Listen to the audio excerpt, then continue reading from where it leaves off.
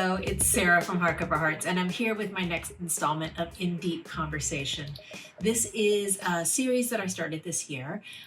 It is meant to be a conversation among multiple booktube creators in conversation about a specific book.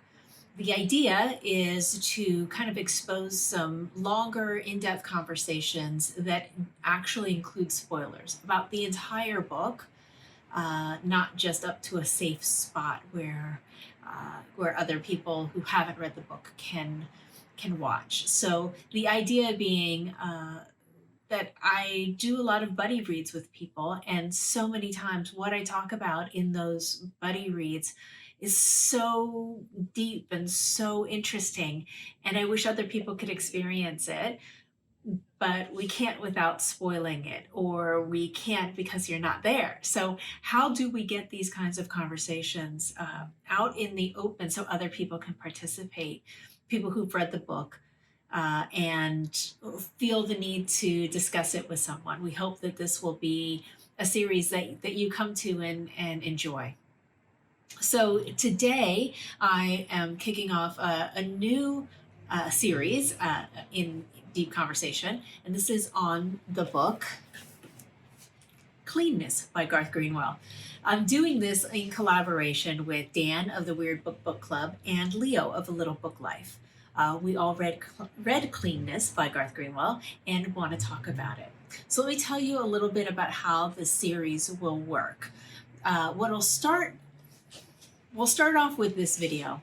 This video is the introduction, teeing up what is the book about, why did we pick it, what are some themes, the characters, the structure, give you a little recap and taste of what the book is all about. And then I come up with a set of questions that I want the next person to answer. And so in this case, the next person is going to be Dan from the Weird Book Club. And so I will tee those up, and then I'll put a link to his video. Now, Dan's video will be live at the exact same time mine is. And so that'll be video number 2. In his video, he will answer the questions, he will give his review of what he thought about the book, and then he will pose some questions for the third commentator, which will be Leo from Little Book Life. And in each of these jumps, we will put links to the next video to watch in the notes. That way it'll be easy to follow along. Leo's video number 3, will also be up. And in that, he will answer Dan's questions. He will give his review of the book, and then he will have some questions for me. And at that point, he will send you all back here to watch my follow-up video number 4, where we conclude the series. So I hope that helps to explain how we're going to do it. I will have a playlist that you can kind of follow along if you would prefer to do it that way. But what we're hoping is that you can go to another creator's channel, get a sense of how they operate and the types of things that they discuss and how they talk about books. And if you're so inspired, you can subscribe. So we think it's a win-win for everyone. So let's get started and talk about Cleanness. So as promised, this is just a tee up. So I won't go too deep, and I'm definitely not going to discuss my review of the book yet. So there won't be any necessarily spoilers, but I am going to talk about themes and some overall things about the book. But in the other reviews, yes, absolutely, we talk about the full book, spoilers included. So please keep that in mind as you move forward. So when we talk about Cleanness, the first thing is that I want to talk about why Cleanness. His previous book was What Belongs to You, and he wrote it in 2015 or 16, and I know it won a lot of awards. I read it when it first came out. I remember listening to an NPR interview with him, and I found the idea of it to be very interesting. I'll talk about it briefly only because it has some relationship to this book. This is almost a follow-up to that book. In that book, we have a narrator who is an expat, an ex-American who is living in Bulgaria, in Sofia. He has a certain amount of privilege because he's an expatriate, he's an American, and he's working in a very depressed area. He gets involved and solicits a young gay male prostitute and starts to have a relationship. And so the questions become, is that relationship based on money? Is it exploitative? Who's exploiting whom in that dynamic, and where does the power really lie? Because it does change and flips back and forth in that narrative. I found that to be a very interesting topic. I thought it was something I wanted to read. And then when I did get a chance to read it, I found his writing style to be very beautiful. He is an amazing, amazing writer. His sentence structures are phenomenal. And he has a poet's eye. Although the material in the previous book was pretty stark and not what you expect from a poet, in terms of material.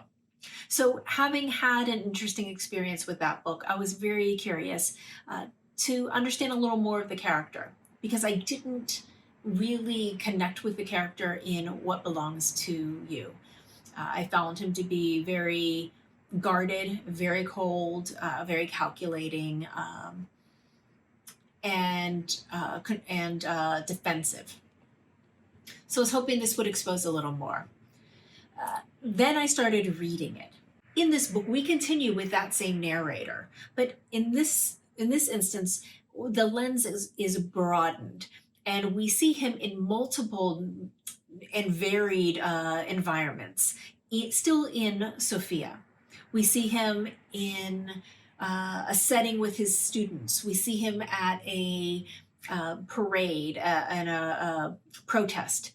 We see him out and about.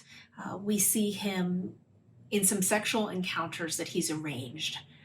We see him falling in love and taking trips and kind of settling into something that is unfamiliar to him.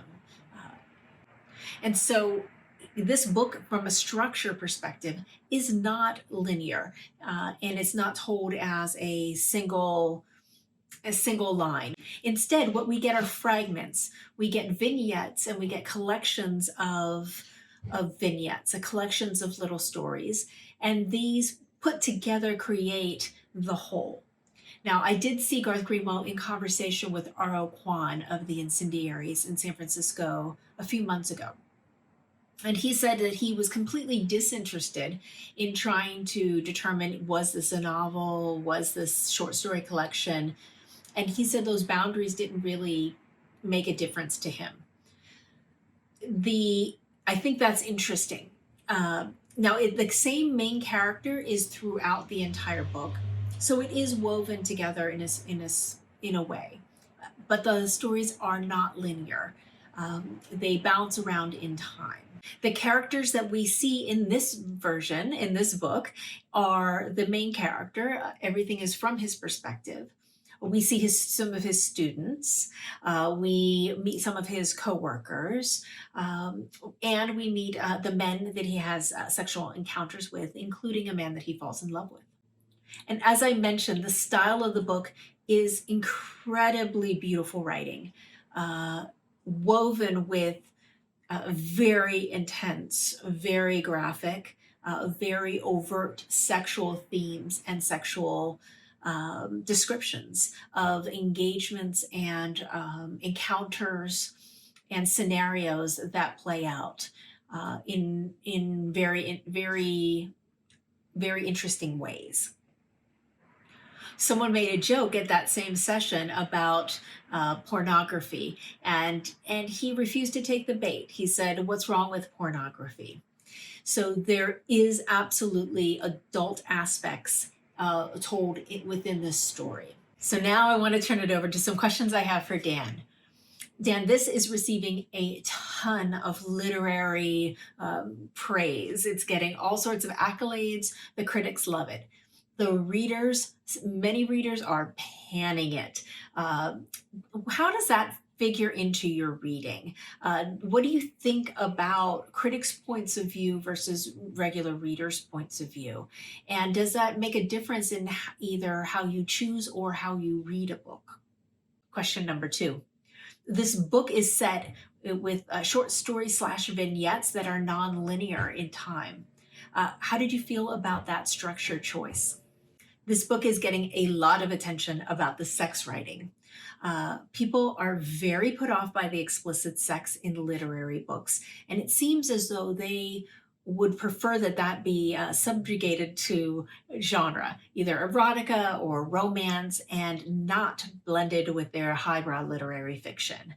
I would love to know your thoughts on that. And then overall, what's your verdict of this book? And then what questions do you have for Leo? So to get the answers to all of that, please follow the link below and go see Dan's video response. Thank you so much, and I hope you like this series. We'll see you back here for the 4th video in a few days. Bye-bye.